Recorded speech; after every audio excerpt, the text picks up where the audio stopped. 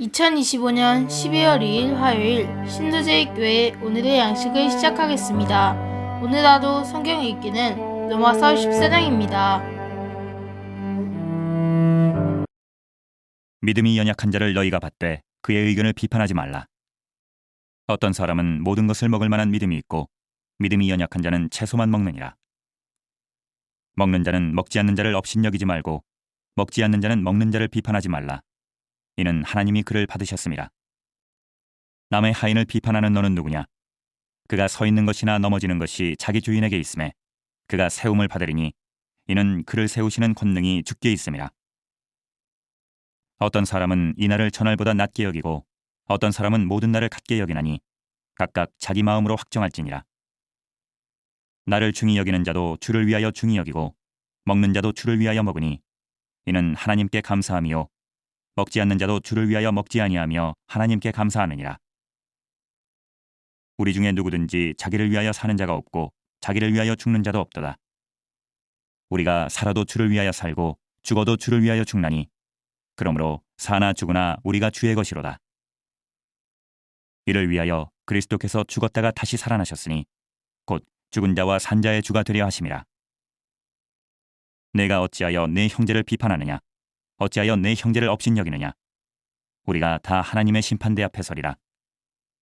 기록되었으되 주께서 이르시되 내가 살았노니 모든 무릎이 내게 꿇을 것이요 모든 혀가 하나님께 자백하리라 하였느니라.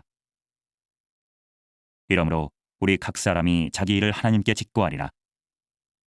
그런즉 우리가 다시는 서로 비판하지 말고 도리어 부딪힐 것이나 거칠 것을 형제 앞에 두지 아니하도록 주의하라.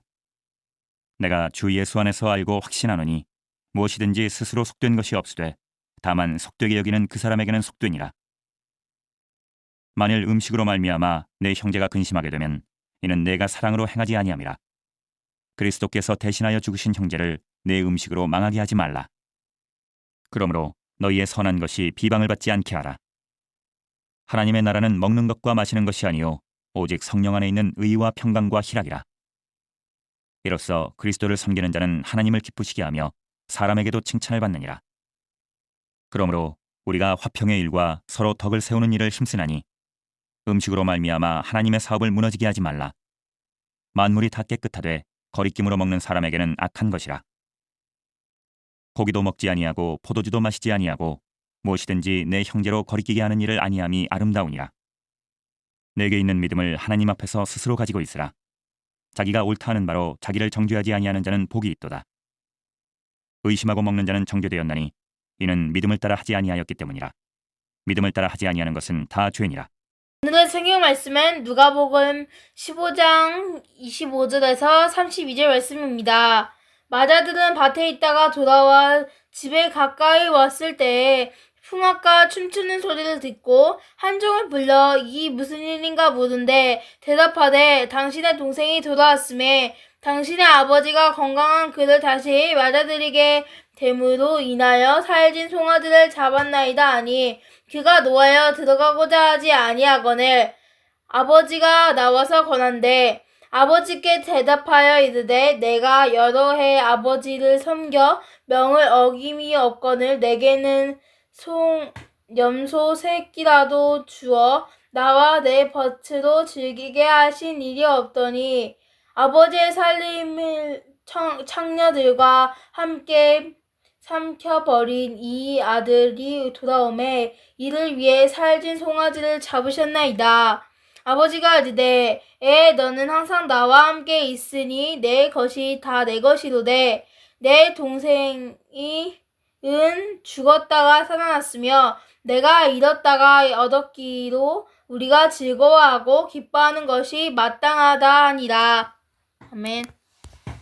하나님 아버지의 마음. 어떤 사람에게 두 아들이 있었습니다. 그중 둘째 아들이 아버지의 재산을 받고 집을 나가 화랑방탕하다가 결국 모든 것을 잃고 아버지의 집으로 돌아왔습니다.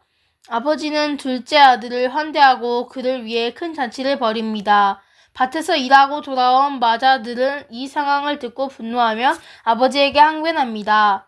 나는 아버지를 위해 여러 해 섬기지 않았습니까? 그런 나를 위해서는 아무것도 해준 것이 없는데 어찌 화랑방탕하다가 돌아온 이 아들을 위해 이런 잔치를 베풀 수 있습니까? 마자들은 동생이 용서가 안 되고 아버지 또한 이해할 수 없었습니다.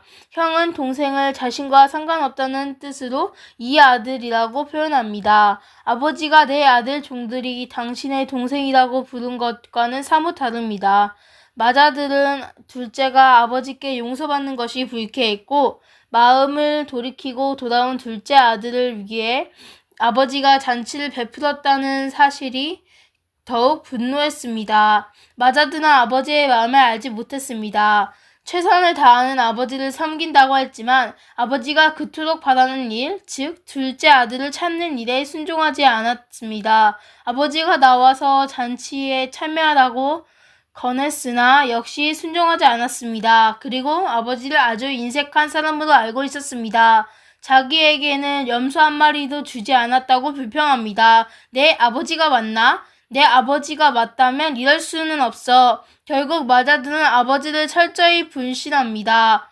본문 세리와 죄인들을 영접하는 예수님을 비난하는 바리새인들을 향해 말씀하신 비유입니다. 둘째 아들은 당시 죄인으로 여겨진 세리나 창기 같은 이들을 상징하고 마자들은 바리새인을 상징합니다. 마자들의 모습에서 사랑 없는 이기적이고 독선적인 바리새인이 떠오릅니다. 이들은 율법에 매여 있었기에 죄인들을 정죄하고 비난하는 데 익숙했고 그들이 죄를 구원받고 구원의 기쁨을 누리는 것을 못마땅하게 여겼습니다.